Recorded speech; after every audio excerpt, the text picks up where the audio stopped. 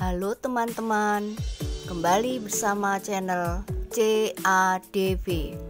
Kali ini kami mengajak teman-teman ke Museum Trowulan di Trowulan, Mojokerto, Provinsi Jawa Timur, Indonesia. Memasuki pintu gerbang museum, kita langsung diarahkan untuk parkir kendaraan yang cukup luas yang sudah disediakan oleh pihak museum. Kemudian oleh petugas diarahkan ke loket untuk pembayaran tiket masuk museum.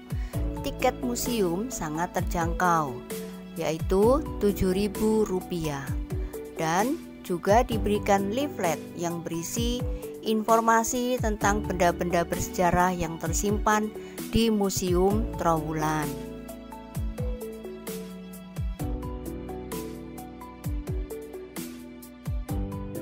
Saat ini saya berada di Museum Trowulan. Museum Trowulan terletak di Jalan Pendopo Agung, Kecamatan Trowulan, Kabupaten Mojokerto, Provinsi Jawa Timur, Indonesia. Bangunan museum terdiri atas 2 lantai. Lantai pertama difungsikan sebagai ruang pamer, sedangkan lantai kedua difungsikan sebagai perkantoran. Museum Trowulan menyimpan barang-barang peninggalan purbakala ketika zaman Majapahit. Kawasan museum yang cukup bersih dengan taman yang nyaman untuk digunakan bersantai. Museum Trowulan terdiri atas 2 bangunan bertingkat. Pendopo yang berisi berbagai temuan benda purbakala yang utamanya ditemukan sebagai peninggalan kerajaan Majapahit.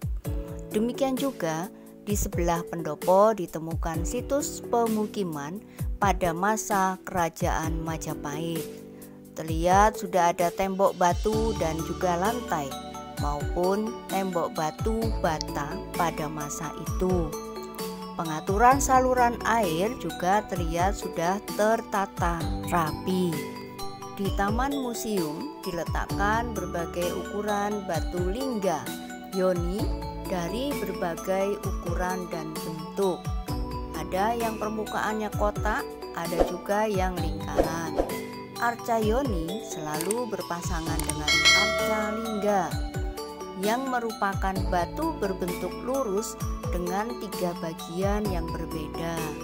Bagian bawah berpenampang bujur sangkar, bagian tengah berpenampang segi 8, dan bagian atas berpenampang lingkaran. Timbul pertanyaan menggelitik dalam hati. Apa sih sebenarnya filosofi tentang batu lingga yoni ini sehingga keberadaannya banyak ditemukan di wilayah Kerajaan Majapahit? Indonesia sebagai negara yang kaya akan warisan budaya memiliki banyak simbol dan lambang yang dijunjung tinggi. Apa yang terbesit di benak Anda ketika melihat gambar atau arca dari lingga yoni? Barangkali ada sebagian dari Anda yang menganggap bahwa hal itu merupakan sebatas peninggalan kebudayaan biasa saja, atau bagi yang awam barangkali menganggapnya sebagai sebatas batu biasa. Lingga yoni merupakan simbolisasi yang identik dengan Dewa Siwa dan Dewi Parvati. Umat Hindu menjadikan lingga yoni sebagai perantara yang profan atau tidak bersangkutan dengan agama atau tujuan keagamaan dan sakral. Lingga merujuk simbolisasi kelamin laki-laki atau palus, patung dewa, titik tugu pemujaan, serta poros atau sumbu dan maskulinitas. Sedangkan yoni merepresentasikan rahim, tempat lahir, asal brahmana, daita, dewa, garba, naga, raksasa, sarwa, sarwabata, sudra, siwa, widyadara, dan Aionia. Lingga dan yoni sebagai simbol kesuburan dan lahirnya kehidupan baru. Kehidupan baru juga berarti munculnya kerajaan baru, negara baru, dan juga hadirnya anak dalam sebuah keluarga.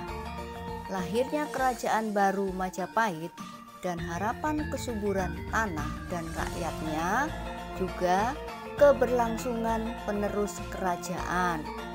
Itulah mengapa banyak sekali ditemukan arca lingga yoni di wilayah Majapahit yang dapat kita lihat di Museum Trowulan Mojokerto.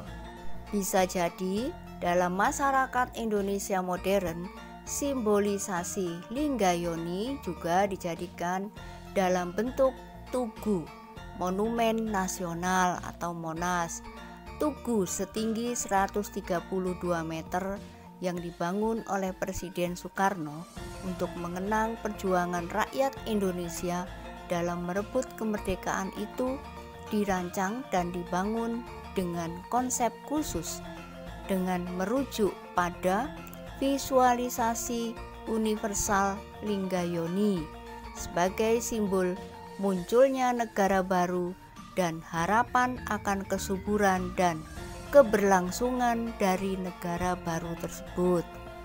Luar biasa Bapak Proklamator kita ini ya.